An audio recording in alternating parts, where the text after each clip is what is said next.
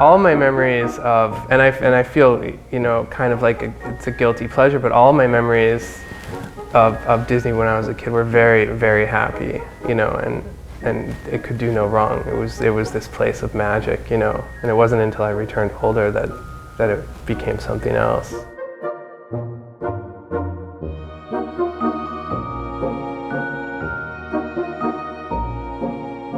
I'm Jonathan Lethem, novelist and essayist and short story writer.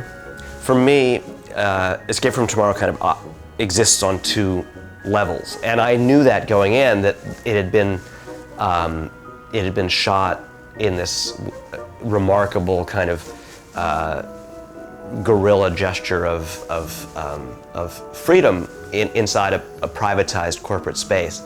And so I was sort of on its side, and I was very interested in how it was going to navigate that accomplishment. The fact that it then disarmed me, and I started to realize, oh, they've beguiled me. They've pulled me into something that only seems to be kind of operating on this mundane domestic level, and actually it's going to go to some very strange places. I was thrilled. It's the kind of narrative I like. Disney it's unavoidable. It's part of our mental landscape. So they stand at a symbolic crossroads as like the guardians of the status quo. So that means that this story, this film, setting up inside it and just occupying that space and kind of claiming it for its own narrative purposes is a very, very important and radical gesture. Once the film is underway, there could be sequences or stretches where you're not thinking about Disney property per se. The film's just happening there. For me, it's very attractive. It's saying when an appropriation gesture happens, that's not always the only thing or even the primary thing that's going on in a piece of art. It might just be one of the ways the art makes itself, you know, happen. Hi, my name is Randy Moore, and I wrote and directed the film Escape from Tomorrow. It's been in the works since early 2010. I'd just gone on a trip down to Orlando with my family, and I started thinking about my time when I was a child, and I went there with my father, and slowly I started thinking maybe there's a story to tell here. So I started going there with my kids. I thought it was too creepy to go there by myself, but I was going more as a, you know, observer than a tourist, and I would bring my kids on the rides, but I would be looking at and seeing what was going on around and planning shots the entire time.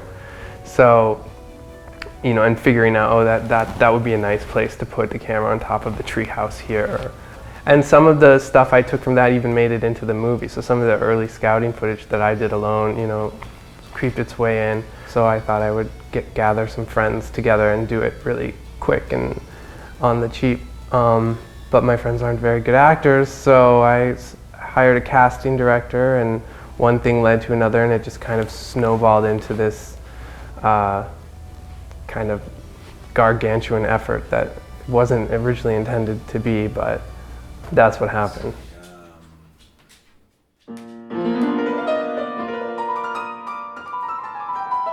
Hi, I'm Roy Abramson. I am the lead actor in Escape from Tomorrow, Randy Moore's film, and the character I play is a guy named Jim White, a very white name, Mr. Everyman, I suppose. I'm trying to think what happened first. Hey, honey, do you know, did I get the movie and then I got the limo job? Did I do the movie before? She did the movie in 2010. She knows everything. And you got the limo job last summer, 2012. Oh, okay. So I did the movie, and then when I needed the job, then, okay, that's how it worked. I could tell right away that Randy was kind of a different person. He wasn't out to punk Disneyland or Disney World. That was not what he was trying to do, and he was very quiet and reserved. And you know, he told me right away, "This is how we're going to film this. Are you willing to do that?" And you know, when you've been an actor and a musician, I'm also a pianist, and when you've done that this many years, it's not as risky as it sounds. Like I thought, what's the worst going to happen? I can get a trespassing ticket. You know what I mean? What are they going to do? You know, throw me in Mickey jail or something? It's tough to get a part as a reporter on a show in Hollywood. It's tough to get a commercial, you know. So when someone asks you to be a lead in a movie, you know, and it paid money, so I said yes. I mean, how it was going to be shot was exciting. I mean, how often do you get to go sneak into the biggest theme park in the world and shoot a movie? I mean, a feature length. You know, this wasn't just like, let's shoot for 5 minutes, you know. But I guess the first fear was, the first day we went into the park is, are they going to look through these cameras? Are they going to see my wire? You know, it was hidden, so. But they're not looking for that. It's like, we were kind of hiding in plain sight. No one was looking for a movie shoot. There weren't booms, there weren't mics, there weren't lighting. So it's just a family going in there. We went there every morning and we, you know, waited for the park to open, and we shot it, you know, for maybe like 5 or 6 days in a row, and you know, we got it from as many angles as we could, and that's what it's like. It's really like that. It's crazy. That one right there. Looks familiar? You got that in your bedroom, huh? Yeah, so then we go into the park. We had our shot lists on our phone and the script. And we go into the park. We go through security. We show them all our equipment, which was fine. Yeah, we had to check everything in, and no one ever said anything about the equipment. No, right? because everyone brings camera equipment just like we were using into the park. It wasn't an issue, ever. It's an instant conflict if you're a guy who's miserable and then you're set in the happiest place on earth. You know what I mean? It's like you have building conflict right there. And we were talking this morning about how, like, I went there a couple times before I made this movie, and I was miserable from the minute I got on the tram. I was like, the waiting, the money it cost. I was, you know. What's that? We're gonna go on the. We're gonna go on this? Yeah. Cool. And I thought it was more of a comedy. I mean, when I read it, I was like, oh, this is a comedy. I think it is a comedy. Like a Ben Stiller comedy is how I looked at it. I don't think it's a Ben Stiller. Well, I mean, like I kept telling people, they would say, what kind of role is it? And I would say, it's something Ben Stiller is. It's like the guy all the shit happens to. Like the guy that's got to get out of the shit, but it's not a Ben Stiller comedy. No, it's not at all. Did you think we were gonna finish the movie, I guess? You know, after about 3 days in the first theme park in Orlando, I knew that we were going. Yeah. The fact that Disneyland is supposed to be this happy land, and then this underneath it, this dissatisfaction or something awry with the wife. My name's Paul McCarthy. I'm an artist. My name's Damon McCarthy. I'm an artist and a filmmaker, and I often work with my father, Paul. When they first talked to me about watching it, the description was very basic. It was kind of like a movie that was shot mostly on the grounds of Disneyland, and that it dealt with fantasy and had some robots in it. So for me, it was that's kind of an all-over description. I had no idea where I was going to go with it. So when I first started watching it, it did feel technically basic, but in a sense also really, really well done, because, you know, how do you shoot a pretty well scripted movie on the grounds of Disneyland? There's something going on here. It's this place. At first, it's like how you know, you're at Disneyland and you're looking around and there's women there, and you pick up like that, and how you can see men's eyes in these places. And I was thinking, wow, that's interesting. Like, this guy knows this, and he's coming out with this, and he's talking about that, and he's talking about how men may look in these kinds of environments. And then it's interesting how he just can't control it.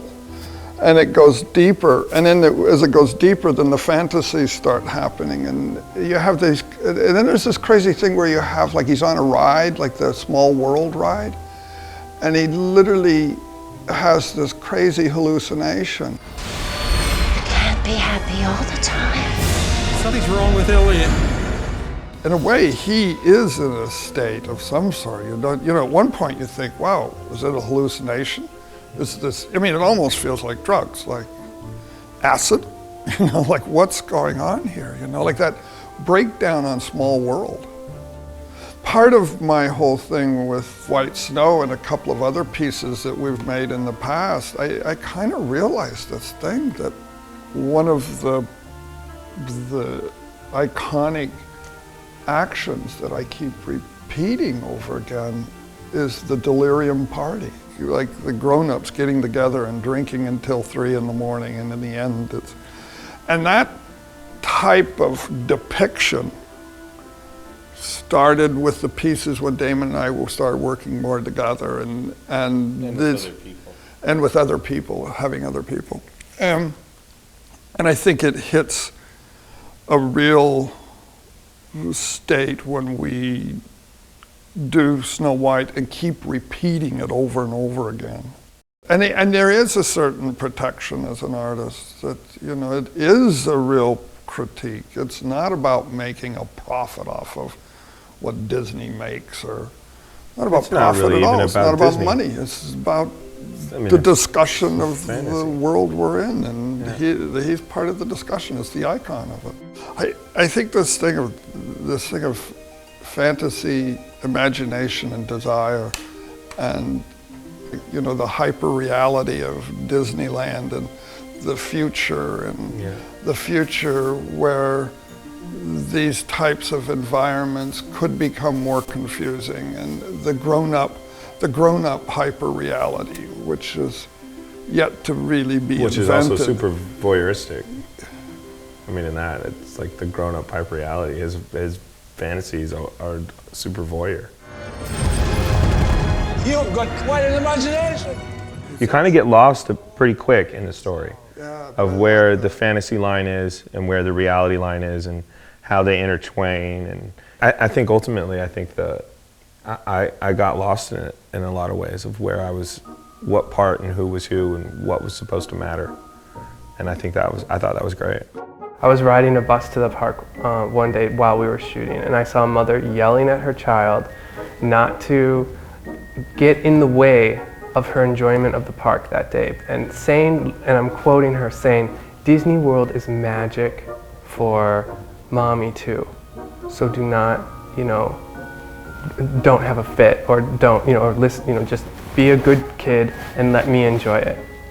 And I realized, like, this is not for, you know, you're not here for your kid, you're here for you, and, you know, something's totally off the wall. And there's no other place like it, I think, in America, and it's such a universal experience that everyone, or most Americans have. I would guarantee you that more Americans, you know, go on vacation to Disney World than to probably anywhere else in the country.